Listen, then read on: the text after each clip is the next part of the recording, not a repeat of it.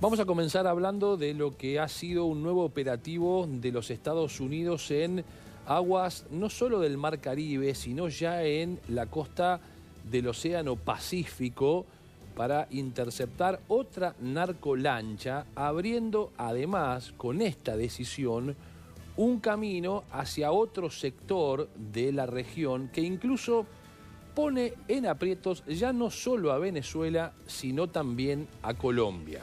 Hoy habló el secretario de Guerra de los Estados Unidos, hablamos de Pete Hegseth, indicando a través de sus redes sociales que la misión respondió a información de inteligencia que identificó esta lancha como parte de una ruta empleada habitualmente para el contrabando de narcóticos. Es que si nos llevamos por las rutas habituales del narcotráfico, la del Pacífico es donde transita la mayor cantidad de droga, más que el Mar Caribe, digamos. Así que no es de extrañar que ocurra con este hecho y otras narcolanchas justamente en el Pacífico. Claro. Hay una declaración del secretario de Guerra de los Estados Unidos en ese posteo que hizo explicando el operativo al que estamos haciendo referencia, donde comparó la situación de los ataques de los Estados Unidos a el narcotráfico en el continente americano, a las lanchas narco o a las narcolanchas,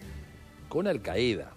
Hizo una comparación de cuando Al-Qaeda atacó a los Estados Unidos y cómo reaccionó en su momento los Estados Unidos ante ese ataque, y exactamente lo puso en el mismo nivel. Este ataque que le están haciendo las organizaciones narco, las organizaciones terroristas a los Estados Unidos, requiere de una respuesta en las dimensiones que la está dando los Estados Unidos. Y fue muy contundente hoy Pete Hegseth en esa publicación, porque dijo no habrá refugio ni perdón, solo justicia, y de esa manera ratificó la operación de los Estados Unidos, lo que está sucediendo allí con el ataque a una nueva embarcación, y en este caso hablamos del 8º ataque a una narcolancha. Y la frase textual fue: así como Al-Qaeda libró una guerra contra nuestra patria, estos cárteles libran una guerra contra nuestras fronteras y nuestros agentes. No habrá refugio ni perdón, solo justicia. Es la frase contundente y lapidaria del secretario de Guerra. Y vuelvo sobre el punto inicial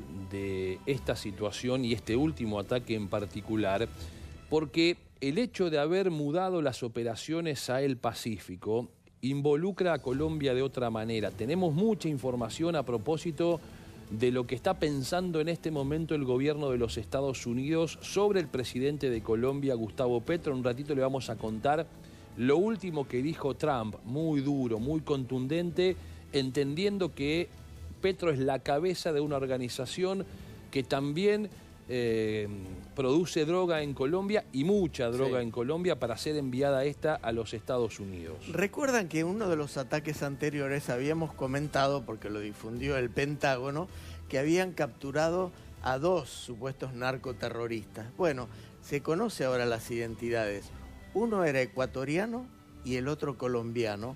Sí. Ambos fueron repatriados, digamos, o expulsados a sus países, y en Ecuador quedó en libertad. Claro, porque en un primer momento se creía que eran ecuatoriano y colombiano, ahora eso estaba confirmado. Exactamente. Sí. Lo llamativo fue que lo liberaron. Lo liberaron porque dice que no había pruebas. No encontró elementos para acusarlo de ser parte de una organización de narcotraficantes. Algo parecido también dijo el presidente de Colombia, Gustavo Petro, cuando mataron en uno de esos ataques, según él, a un pescador que nada tenía que ver con una organización terrorista, según Gustavo Petro, pero después se comprobó que había tenido un pasado vinculado a una organización delictiva, lo que no quiere decir que esté directamente relacionado con el narcotráfico, pero había dudas sobre su procedencia y la manera en que estaba operando. Bueno, claro, para Gustavo Petro son simples pescadores que quizá de casualidad, sin saber, están trasladando kilos y kilos de cocaína. Ahora sí, es claro, tras lo sucedido hoy allí en Agua del Pacífico, internacionales, como lo confirmó el secretario de Guerra de los Estados Unidos, que se expande, ¿no?, esta operación, que comenzó en el Mar Caribe, pero ahora hablamos de un ataque allí en el Pacífico. Es que esto tiene que ver, si la lucha es contra los cárteles del narcotráfico, bueno, esto tiene su lógica, que esté ocurriendo, como hemos visto estos días, o en el último hecho allí en el Pacífico. A propósito de Nicolás Maduro, Ornella lanzó una aplicación para los teléfonos celulares, una aplicación que supuestamente busca que la gente pueda ir aportando información si hay alguna posibilidad de ataque o alguna infiltración. Todo lo que ve, todo lo que oye, tiene que reportarlo, y de esta manera anunciaba la aplicación App Venezuela el dictador de ese país, Nicolás Maduro, en un acto que realizó en las últimas horas, que fue transmitido por la televisión estatal. Y bueno, instando de esta manera a la ciudadanía que reporte absolutamente todo. El sistema defensivo territorial nacional, dijo Nicolás Maduro cuando anunciaba la creación de esta aplicación App Venezuela, tiene que proceder a crear una aplicación, un sistema de manera segura que esté reportando las 24 horas del día todo lo que ve, todo lo que oye, para seguir ganando la paz, dijo Nicolás Maduro, y la tranquilidad. De esta manera anunciaba la aplicación el hombre que estamos viendo en pantalla. Sí, una aplicación que se supone que está activa desde el año 2022, pero que ahora se la va a actualizar, y le piden a los ciudadanos venezolanos que reporten cualquier hecho extraño, como por ejemplo un corte de luz, un corte de energía, algún tipo de actividad que podría ser sospechosa e indujese, por ejemplo, a algún tipo de infiltración o invasión del ejército, en este caso de los Estados Unidos. Yo creo que no va a tener ningún éxito Nicolás Maduro en la colaboración de los venezolanos en la utilización de esa aplicación, porque ha quedado demostrado que ha habido venezolanos que han hecho comunicaciones a través, por ejemplo, de sus teléfonos celulares, de su WhatsApp, quejándose de algún funcionamiento de áreas del gobierno, y han sido castigados por los servicios de inteligencia de Venezuela. Incluso algunos terminaron detenidos. Y los casos no son aislados, son muchos los que se conocen en Venezuela a propósito de alguien que se queja por el funcionamiento del gobierno y después termina siendo perseguido por el SEBIN o por la inteligencia venezolana, y en el mejor de los casos detenido con su paradero sabiendo dónde está detenido. En otros casos los detienen y no se sabe absolutamente nada dónde van a parar esas personas que lo único que han hecho es ser osados y enojarse a través de una comunicación telefónica o quejarse en las redes sociales sobre algún tema vinculado a Nicolás Maduro. Por eso ahora Maduro le pide a la gente que lo ayude con la aplicación aportando información. Con estos antecedentes, la verdad, creo que esta aplicación de Maduro va o tiene destino de fracaso. Sí, que pide constantemente, ¿no?, a la población que lo ayude, porque recordemos también el llamamiento en 2 oportunidades a armarse, a armar la milicia. En minutos nada más le vamos a presentar un informe donde queda demostrado, plasmado, el incremento de efectivos y de accionar militar de Estados Unidos en el Mar Caribe.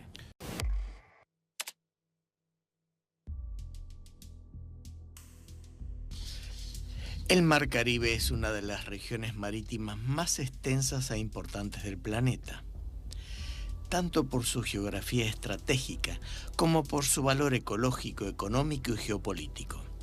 El enfrentamiento entre Estados Unidos y el dictador Nicolás Maduro, a quien se lo acusa de ser uno de los mayores narcotraficantes del mundo, transformó a esas aguas en una gigantesca base militar flotante. Su superficie total es de aproximadamente 2,7 millones de kilómetros cuadrados y la profundidad máxima cerca de 7.686 metros en la fosa de las Caimán, entre Jamaica y las Islas Caimán. Está conectado con el Océano Atlántico al norte y al este, y con el Golfo de México al noreste a través del Canal de Yucatán. El Mar Caribe baña las costas de más de 20 países y territorios, tanto del continente americano como de las islas del Caribe. Los países continentales con costas caribeñas son México, Belice, Guatemala, Honduras, Nicaragua, Costa Rica, Panamá, Colombia y Venezuela. Sus aguas también abrazan islas y archipiélagos del Caribe insular, como Cuba, Jamaica, Haití, República Dominicana y Puerto Rico. También las de Antillas Menores. Nicolás Maduro reaccionó con desprecio a la llegada de fuerzas militares al Mar Caribe. Dijo que el despliegue era inmoral, criminal e ilegal. También lo tildó de amenaza extravagante, injustificable y sangrienta. El Mar Caribe es una de las rutas marítimas más transitadas del mundo, que conecta el Canal de Panamá con el Atlántico. Su ubicación entre América del Norte y del Sur y frente al Canal de Panamá lo convierte en una zona de interés estratégico para potencias militares y comerciales. En tiempos de la Guerra Fría, fue escenario de tensiones como la crisis de los misiles de Cuba en 1962 y hoy sigue siendo área de operaciones navales, rutas estratégicas y tráfico comercial. Desde hace 2 meses, Estados Unidos desplegó barcos, aviones y marines frente a la costa venezolana. En total, 8 buques de guerra, 10 aviones caza F-35, un submarino a propulsión nuclear y más de 6.000 efectivos han transformado el Caribe en escenario de poder. Washington habla de lucha contra el narcoterrorismo y Caracas sostiene que es una amenaza a su soberanía. Se trata de una fuerza militar estadounidense sin precedentes. Entre los buques de guerra en la zona destacan 3 destructores, 3 barcos de asalto anfibio, un crucero y un buque de combate litoral adaptado para operaciones en aguas costeras. Las naves de asalto anfibio conforman un grupo de preparación expedicionaria, transportando una fuerza significativa de marines, junto con helicópteros de la Marina, aviones Osprey y jet Harriers, capaces de realizar despliegues rápidos y ataques a objetivos, tanto terrestres como marítimos. Los destructores y cruceros navegan con misiles de crucero Tomahawk. Son los mismos misiles que solicita el presidente ucraniano para atacar suelo ruso y que hasta ahora el mandatario republicano se negó a venderle. Junto a la presencia naval, la aviación militar aporta un contingente de avanzada. Un escuadrón de jets F-35B fue avistado en Puerto Rico a mediados de septiembre y drones MQ-9 Raptor de la Fuerza Aérea capaces de transportar hasta 8 misiles guiados por láser y operar a larga distancia. Además, aviones de patrulla marítima P-8 Poseidón operan desde la región caribeña, reforzando la vigilancia aérea. El ejército estadounidense publicó este mes imágenes de un AC-130J estacionado en Puerto Rico, una aeronave diseñada para ataques de precisión contra artillería pesada. En paralelo, la Fuerza Aérea estadounidense desplegó bombarderos B-52 sobre el Caribe. El aumento de presencia militar ordenada en los últimos días coincide con recientes declaraciones del presidente Donald Trump, quien aseguró que el dictador venezolano no quiere joder con Estados Unidos. La tensión se agravó tras la revelación por parte de Trump de que había autorizado a la CIA a realizar operaciones encubiertas en Venezuela. Por su parte, el ilegítimo presidente Maduro denunció los recientes ataques a embarcaciones como un pretexto para violar la soberanía venezolana y el derecho internacional. Desde hace meses, la administración Trump sostiene que el despliegue militar es parte de la lucha contra el tráfico de drogas. Según cifras difundidas por el Pentágono, Estados Unidos ha destruido unas 8 narcolanchas cerca de las costas venezolanas. Al mismo tiempo, el régimen de Maduro lanzó ejercicios militares por diversas regiones del país como respuesta al potencial riesgo a una intervención militar extranjera. El secretario de Guerra de Donald Trump fue tajante sobre las operaciones que realizan en el Mar Caribe. Los narcoterroristas que pretenden traer veneno a nuestras costas no encontrarán un puerto seguro en nuestro hemisferio. Así como Al-Qaeda libró una guerra contra nuestra patria, estos cárteles están librando una guerra contra nuestra frontera y nuestra gente. Y subrayó que la actual política de Washington busca respuestas directas y contundentes contra las redes criminales que combinan actividades de tráfico de drogas con terrorismo.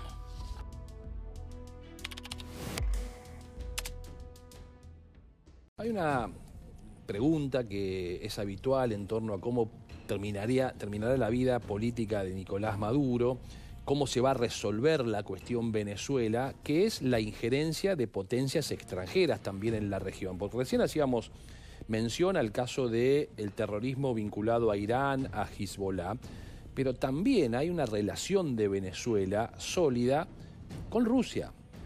Sólida digo porque acaba de ser ratificado ante el Parlamento ruso un acuerdo de cooperación entre ambos países.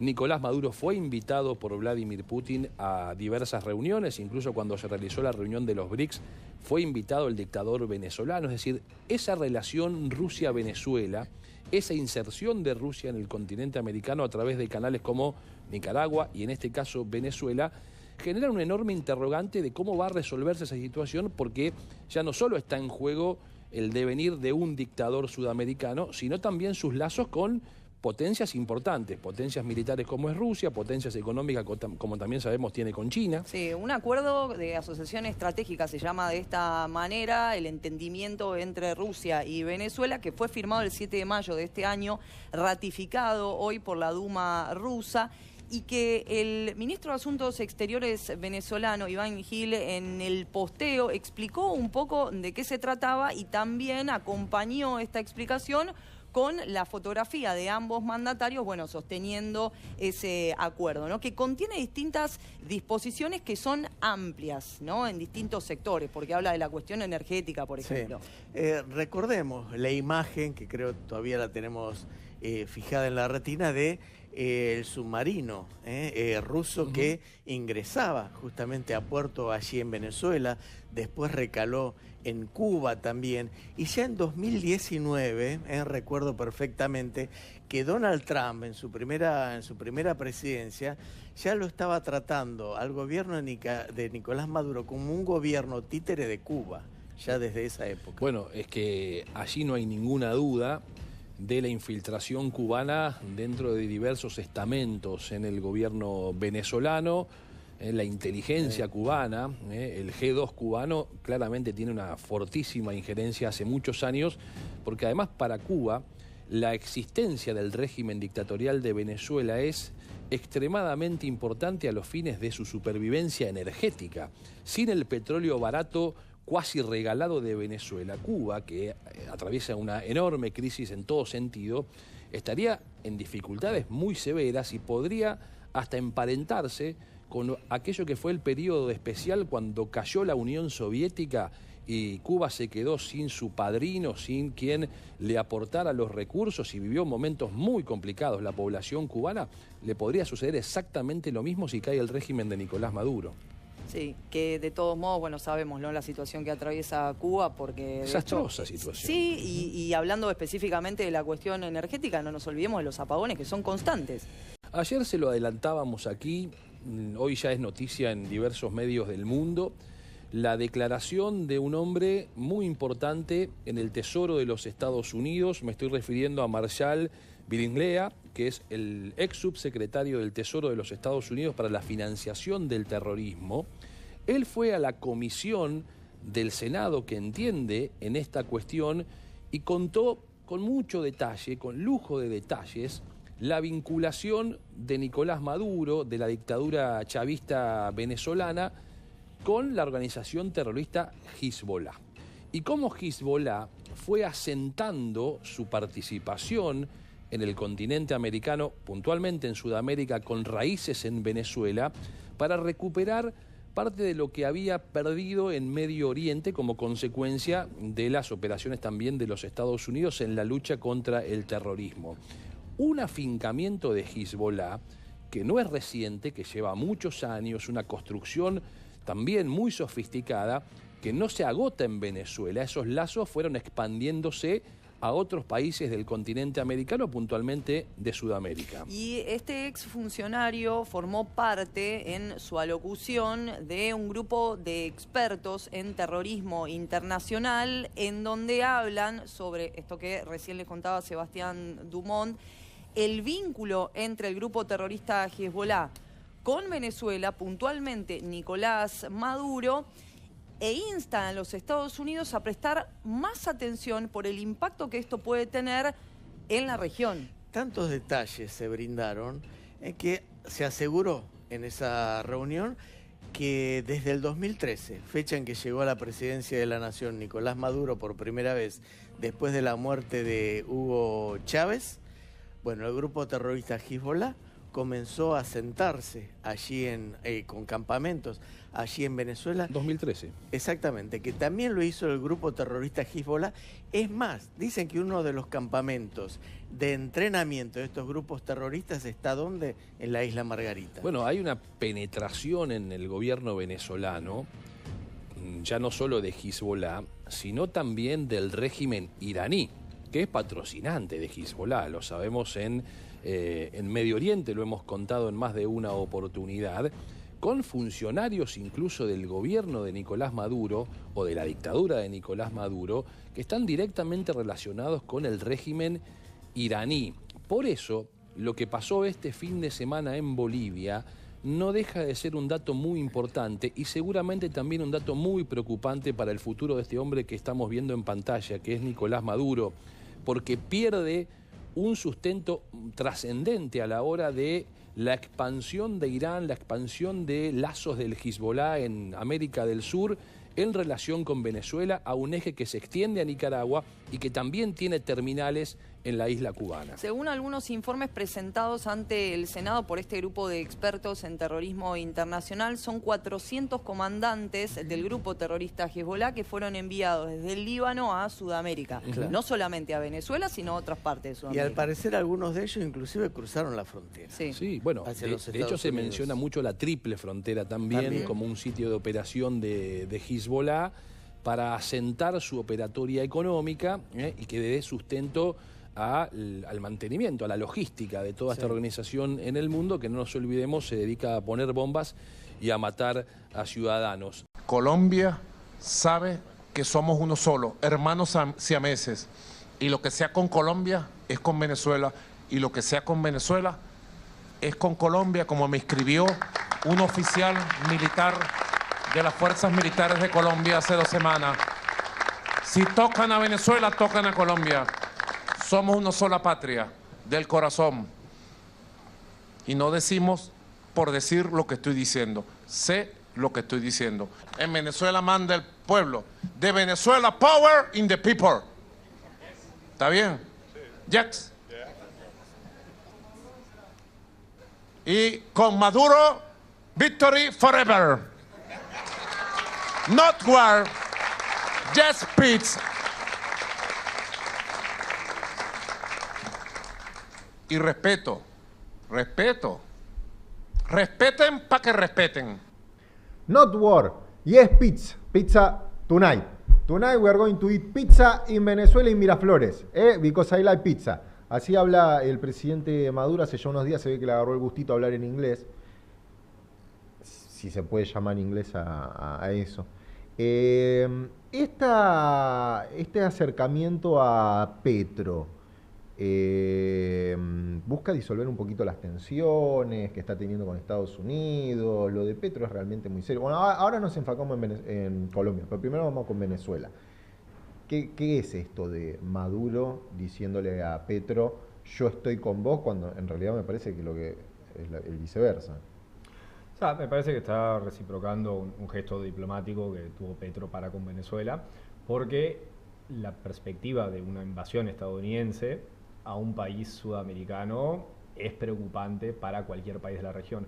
Pensemos que en general a mí no me consta ninguna invasión de gran escala de Estados Unidos a un país sudamericano.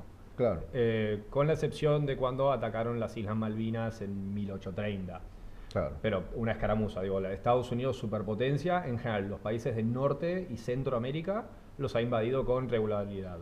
México varias veces, Panamá, Nicaragua, Haití, República Dominicana. En materia geográfica muy chico e incomparable con Estados Unidos. Esto ya sería una invasión a otra escala, claro, que es preocupante por una serie de motivos. La primera, nuevamente, o sea, no es una violación grosera al derecho internacional. Sí. Estados Unidos no tiene derecho, no tiene un mandato para invadir Venezuela, desde el punto de vista del derecho internacional. Es un antecedente preocupante para todos los países de la región. ¿por qué? ¿Quién te dice quién sería el próximo y por qué y en qué plazos? Claro. Entonces me parece que hay una cosa bastante clara por parte de líderes sudamericanos, decir, che, acá hay un límite claro y más allá de cualquier cosa, nosotros somos países soberanos. Y la segunda cuestión es que Colombia está pegado al lado de Venezuela. Y Que te invadan al lado no te hace mucha gracia. no, y además Colombia enfrentaría problemas inmediatos de gran escala. O sea, ¿qué pasa si en Colombia... Mira el tomahawk Sí. de Maduro. Ahí está Sí. defendiéndose Maduro. Si Colombia de repente recibe 5 millones de refugiados venezolanos en un plazo de semanas? Como le pasó a Polonia con Ucrania. Claro, que fue un problema enorme para Polonia, pero Polonia tiene el respaldo de la Unión Europea. Claro. Acá Colombia digamos, no está bajo un Arreglate esquema... vos con... O sea, ¿cómo podría responder la región a algo así? Teniendo en cuenta que además Colombia también podría ser víctima de ataques estadounidenses. ¿Qué pasa si una parte del ejército se repliega del otro lado de la frontera colombiana? ¿Estados Unidos va a empezar a bombardear Colombia? En un escenario así puede ser, teniendo en cuenta el poco respeto que han tenido por fronteras internacionales en los últimos tiempos. Sí, pero en general, con estos y todos los elementos que podamos explicar y referenciar, y que tampoco podamos referenciar tanto, no parece probable una invasión de Estados Unidos en Venezuela.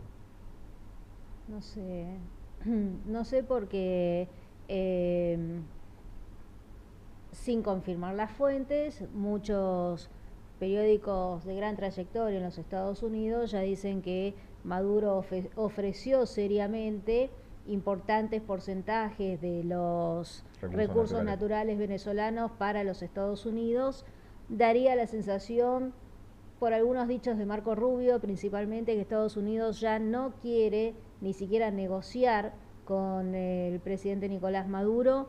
El tema es que pero no, por ahí quiero hacer una diferencia en lo que dije. Invasión a gran escala, como la que hizo Rusia de Ucrania, frente a los ataques que hace Israel de matar a Sí, te 1, puedo 2, 3 o decir, 4. va a haber una invasión como ya está ocurriendo en Venezuela desde la presión política con estos pseudo opositores como la inteligencia artificial de Corina Machado, porque es una inteligencia artificial, siempre sale por los videitos hablando y prometiéndole a los venezolanos que todo va a ser mejor. Yo no entiendo cómo un político no se le cae la cara de vergüenza diciéndole que va a entregar, ¿no?, todos los recursos de su gente a una potencia extranjera. ¿Desde cuándo esa es una solución de una persona que es ¿Pero un existe político? o no existe María Corina Machado? ¿Es inteligencia artificial o no? Para mí es una inteligencia artificial porque dice lo que quieren que digan. Pero los que literal, no- me lo decís literal. No, No, existe como persona. Existe. Ah, existe. Pero es un títere. Exactamente. Y está entre este laberinto sin salida en el que se encuentran lastimosamente muchos venezolanos, es elegir entre un opositor o un grupo de opositores que son 100% entreguistas y elegir un Nicolás Maduro que no ha funcionado, que no ha sido eficiente, que ha sido un corrupto durante muchísimos años y que ha llevado a la perdición y que por eso tantos venezolanos decidieron irse, y no solamente por el tema económico, por el tema de seguridad. Muchos venezolanos dijeron nos vamos porque no nos sentimos matan. seguros.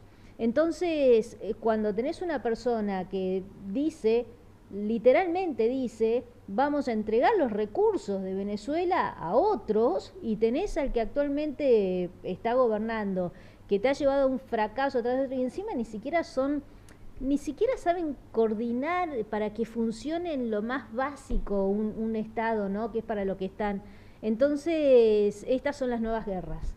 Entonces sí va a haber una invasión, no sé si va a haber una invasión como la que nos imaginamos, por ejemplo, en Gaza, por ejemplo, en Ucrania, en Israel, pero sí ya hay una invasión que tiene que ver con la injerencia desde el ámbito político en Venezuela, que no sé por qué ahora decidieron pisar el acelerador con más fuerza. Me da la sensación que los Estados Unidos están volviendo a poner la concentración en todo lo que es el continente americano. Venezuela es un punto muy importante. Argentina es un punto muy importante, pero principalmente teniendo en cuenta que las otras potencias del otro lado del océano, como China, como India, como Rusia, están cada vez pisando más fuerte y con más decisión y ya están teniendo incluso su propio círculo de comercialización fuerte y potente, a veces hasta sin utilizar el dólar y ni siquiera el petrodólar. Entonces tal vez ahora los Estados Unidos digan, bueno, ok, vamos a tener que empezar a asegurarnos lo que para ellos es el patio trasero, ¿no?, de los Estados Unidos, y por eso veo yo que hay un aceleramiento en este sentido. Eso es lo que visualizo. Me parece que Nicolás Maduro tiene los días contados, pero no va a ser como las personas imaginan, que van a entrar a los Estados Unidos con todos los ejércitos. No, me parece que se viene una época de desestabilización muy fuerte para el poder en Venezuela y así van a poder lograr, digamos, la injerencia política. Bueno, yo pienso, porque ya le pregunté a Francisco, yo creo que hay que presionar al régimen venezolano porque está muriendo gente y en el interés de la Carta de los Derechos Humanos hay que presionar al régimen venezolano, sea quien fuere y quien tenga más potestad, obviamente, o potencia, con el caso de los Estados Unidos, también le cabe hacerlo y queda bien con el resto si lo hace. Si va a haber invasión o no, a mí no me queda claro. No considero a la presión política una invasión porque... O sea, lo peor que está haciendo el régimen por sí mismo es justamente gobernar como el desastre que hace, gobierna matando gente, entonces es un desastre. Pero bueno, está por verse. Hay otro capítulo acá, ¿no? Es otra cara de la moneda que es Venezuela y de repente está Colombia, que hace poquito se sumó, que ya no venía bien la relación entre Petro y Trump. Porque recién veíamos a Maduro hablar sobre Petro. Pero ahora vamos a ver el tema Petro-Trump, que es, ya cuando Trump subió y dijo, nosotros vamos a deportar a todos los que no estén acá legales, y todos decían, sí, nosotros lo aceptamos de vuelta, sí, nosotros lo aceptamos de vuelta, sí, nosotros... Petro dijo, yo no lo acepto de vuelta a los míos. Raro. Él se sostenía con eso. Petro, recordemos, es un presidente de tendencia izquierdista. Trump se podría decir que está en el espectro político, por lo menos estadounidense, a la derecha. Y está bien que para la izquierda latinoamericana en general pelearse con Estados Unidos siempre viene bien. Por lo que sea, siempre es una carta, ¿no? Yankee go home, Yankee go home, Yankee go home. Por eso me llama la atención Maduro como habla inglés. Vamos a ver esta relación Petro-Trump y ahora nos metemos más en profundidad en esto. El gobierno de Colombia llamó a su embajador en Washington para adelantar consultas, buscando evitar una escalada en la crisis diplomática y gestionar la tensión generada por los intercambios verbales entre los presidentes Donald Trump y Gustavo Petro, de cara a una posible imposición de aranceles. Aunque el asesor económico de la Casa Blanca, Kevin Hassett, aseguró que no hay planes inmediatos de elevar los aranceles en Colombia, la advertencia de recargos encendió las alarmas en Bogotá y en el sector privado, que teme afectaciones al Tratado de Libre Comercio vigente desde 2012. Desde su cuenta de X, el mandatario colombiano sostuvo que ese acuerdo está suspendido por decisión unilateral de Washington con la guerra arancelaria que empezó en abril pasado. Sin embargo, la presidenta de la Cámara de Comercio colomboamericana, María Claudia Lacutir, sostuvo que el TLC no está suspendido y explicó que los aranceles del 10% que Washington impuso a Colombia son un recargo adicional sustentado en la legislación interna estadounidense, por lo que el TLC sigue aplicando en sus demás disciplinas. De la reunión que tuvo el mandatario colombiano con el embajador en Washington, Daniel García Peña, participó también el encargado de negocios de Estados Unidos, John McNamara. Sin embargo, el gobierno colombiano no ha compartido detalles sobre su conversación. Por su parte, Trump anunció a través de su red, Truth Social, el fin de la ayuda financiera a Colombia por su presunta inacción en la lucha contra las drogas y acusó a Petro de ser un líder del narcotráfico que incentiva la producción masiva de drogas, a lo que el mandatario colombiano respondió que Trump está engañado y le recomendó leer bien a Colombia y determinar en qué parte están los narcos y en qué parte están los demócratas. Estas acciones se dan a un mes de que Estados Unidos retirara a Colombia de la lista de países que combaten el narcotráfico y de que la administración Trump revocara la visa de Petro por sus declaraciones en Nueva York, donde pidió a los soldados estadounidenses que desobedecieran las órdenes del republicano en una arenga a favor de Palestina.